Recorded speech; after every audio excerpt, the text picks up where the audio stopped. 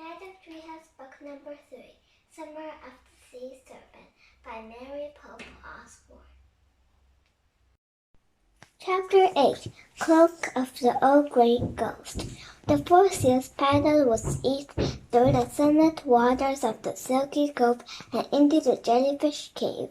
The water in the cave was cold and murky, but in his seal body Jack was warm, and with his seal eyes he could see clearly. As they swam farther and farther into the cave, jellyfish began to appear. At first there were just a few.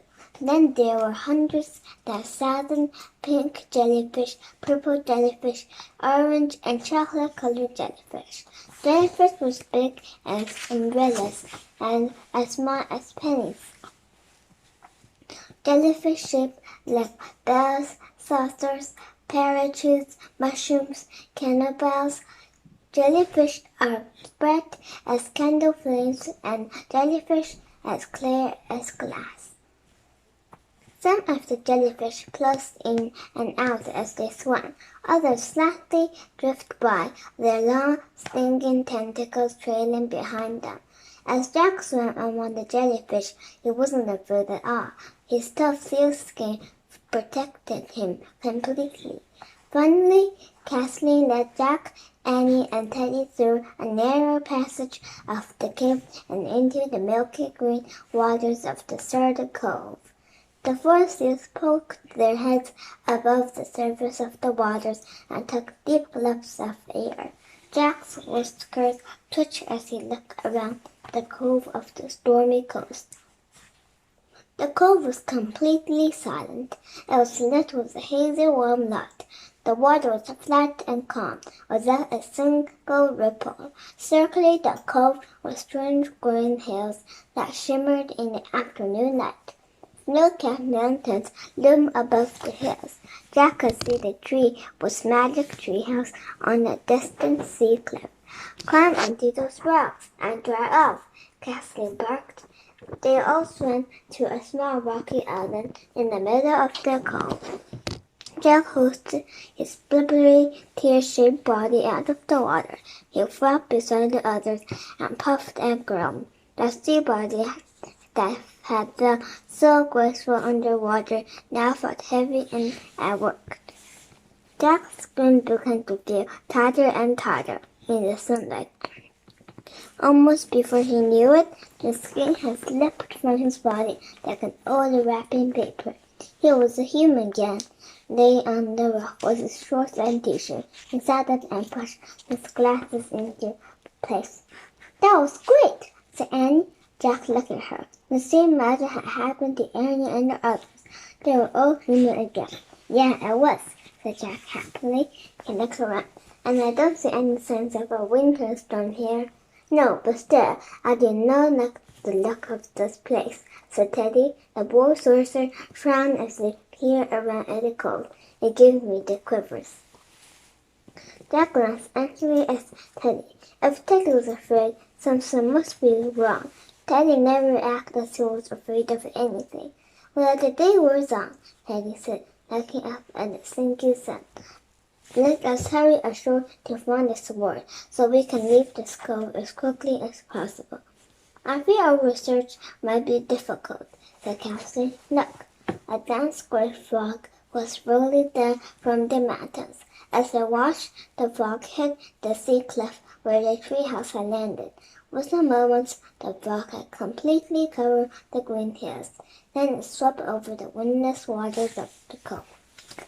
"Oh dear," said Kathleen. "The cloak of the old grey ghost is upon us." "The cloak of the old grey ghost?" asked Annie. That's what we Silkies call every sick frog," said Kathleen. "And that's likely Bernie's right," said Annie. "Dive beneath the cloak of the old grey ghost." Jack breathed a sigh of relief. Grey ghost wasn't a ghost at all. It was just another name for frog. "So I guess we just have to go ashore and look for the sword under the fog somewhere," he said. "The rhyme is we dive," said Teddy. "So perhaps we do not go ashore at all." "All right," said Jack. Does Samuel get to turn back into seals? Shivering in the cold fog, his eager slipped back into his warm, protective seal body. I think we cannot all be seals, Kathleen said. For how can we grasp a heavy sword with our slippers? You and Teddy beat the stills down and look for the sword, said Annie. Jack and I can swim down and grab it after they show us where it is. Jack was about to say he'd rather be a seal, but before he could speak, Teddy piped up. Excellent plan, he said. Indeed, said Kathleen, your friends are very brave. She turned and smiled warmly at Jack. Sure, no problem, he said. Let us make haste, said Teddy. Hidden by the fog, he and Kathleen pulled their sealskins back on. A moment later, Jack heard Teddy call out, Farewell, friends! Then Kathleen spoke her silky spell. Her words were followed by 2 splashes. What do we do now? Jack asked. We wait for them to find us word, said Annie. I hope they hurry, said Jack cheerfully. Me too, said Annie. They listened for the barking of the seals. They listened and listened. I wonder what time it is, said Annie. Impossible to tell, said Jack. They'd better shh, said Jack. He heard a faint seal bark, then another and another. But in the thick fog, he couldn't tell where the barks were coming from. Where are they? He said. I think they're over there, said Annie. Splash! Annie had jumped in. Jack could see her in the fog. Annie, where are you? He shouted. Here, Annie yelled through the ghostly mist. Come on. Jack put his glasses down on the rocks. Then he slowly lowered himself into the water. As he started after Annie, his human body felt thin and fair compared to his powerful seal body. He couldn't swim nearly as fast. He couldn't hold his breath underwater for nearly as long, and he was freezing cold. The seal barks grew louder and louder. Bird! Bird! Jack didn't see the 2 friends until he nearly bumped into them. Teddy and Kathleen were swimming in a tight circle, barking excitedly. Did you find the sword? Annie shouted at them. Is it here? The seals barked and dove under the water. The seals swam quickly to the sandy bottom of the cove. They circled at the chimney of a jack sticking up from the sand. It was a golden handle of a sword.